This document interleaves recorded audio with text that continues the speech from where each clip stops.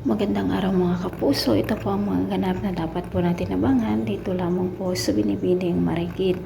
Ang dami na nga pong mga kontrabida na gumaganap dito mga kapuso, at dahil nga rin dito sa nang matawagan nga ni Mayumi ang kanyang asawa at nasabi na si Soraya ang nagpakidnap sa kanya, agad namang gumawa ng aksyon itong si Soraya.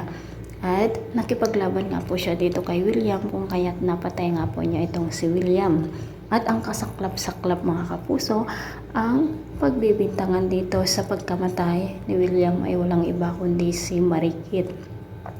Dahil nga po siya ang huling nakasagupa o huling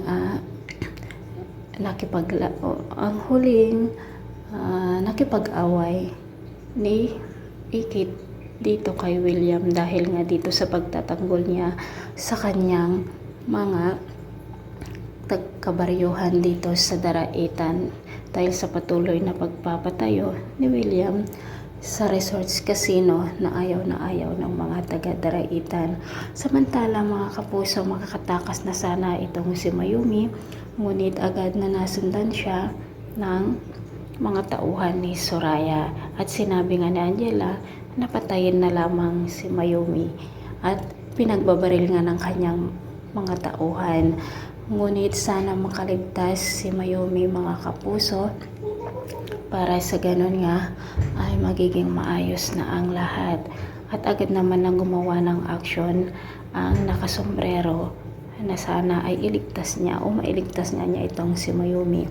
Samantala mga kapuso, pumunta nga ang mga pulis doon sa bahay ni Naikit at may dalang warrant of arrest. Naku mga kapuso, makukulong kaya itong ating bida? Maniniwala naman kaya sina Drio at Mateo na si Ikit nga ang pumatay dito sa kanilang ama?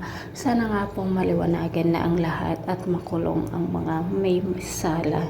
Hanggang kailan naman kaya papaikutin ni Soraya sa kanyang mga kamay ang magkapatid, at patuloy na impluwensyahan na nga si Sofia dito sa kasamaan ni Soraya.